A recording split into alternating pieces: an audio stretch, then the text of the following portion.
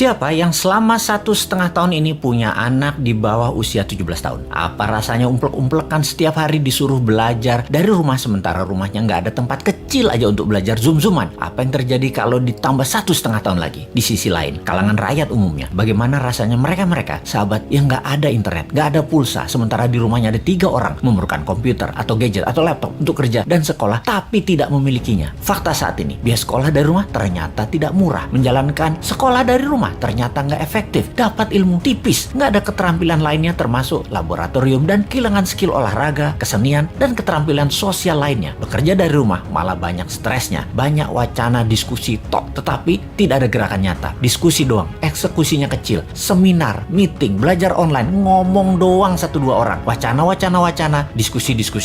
Rekening mah minus juga. Saat ini dunia bergeser jauh. Berapa lama kita akan menjadi seperti ini di bawah serangan virus? Jawabannya, kalau gini cara mengelolanya, selamanya, setidaknya sampai tahun 2025. Demikian kata WHO dan World Bank. Waduh, paling cepet 2023 awal deh. Tetap aja lama. Maunya tahun 2021 ini paling lama selesai deh. Vaksin dah tuh 100% orang Indonesia. Pertanyaan lagi, apakah selesai COVID? Ya nggak tahu juga. Menurut Ngana, selesaikah COVID ketika 100% manusia Indonesia sudah divaksin? Jawabannya nggak tahu. Misalnya, manusia setelah divaksin, efeknya tingkat kematian dan fatality-nya menurun, tetapi tetap bisa kena. Dimana kalau kena ya isolasi mandiri, katakan 10 hari. Setiap hari ada 30.000 orang bergantian bergiliran. Tiap hari ada 30.000. Karena 10 hari di isoman, maka yang dikurung hari itu adalah 300.000 orang per hari yang terkurung gantian sampai 100 juta orang. Gitu ya, 2 tahun itu bisa tercapai? Bisa lebih. Serem amat ya kalau ini terjadi. Untuk mencapai 60% populasi yang benar, ya bisa 2 tahun lagi, mungkin bisa 4 tahun lagi. Kalau hal ini terjadi, maka bukan hanya ekonomi yang ambiar, tetapi keterampilan sosial anak kita, keterampilan lainnya hilang. Bisa terjadi generation gap yang parah, di mana di tahun 2045, 24 tahun lagi, mereka usianya yang sekarang 10-20 tahun itu adalah mereka menjadi tulang punggung angkatan kerja dan usaha. Mereka, bayangkan, tidak punya keterampilan yang mumpuni. Maka angkatan yang usianya 50-70 tahun di kemudian tadi masih tetap bekerja dan ini tidak efektif. Maka gawat kalau bernegara tidak ada yang memikirkan hal ini, tetapi lebih memikirkan tenaga kerja asing bagaimana bisa masuk terus dengan dilindungi pejabat paling berkuasa. Alhamdulillah berhasil masuk terus. Itu lebih penting baginya sekarang. Saat ini generasi mendatang, ngapain gue pikirin katanya. Yang penting saat ini lagi berkuasa, gak ada yang boleh halangin. Pokoknya gigi 5, gaspol, gue harus kaya. Lalu siapa yang urus generasi muda yang sudah 1,5 tahun ini dikurung di rumah? Ditambah masih ada kemungkinan dikurung lagi 1,5 tahun lagi. Kita urai masalahnya. Kalau anak usia saat ini 7-11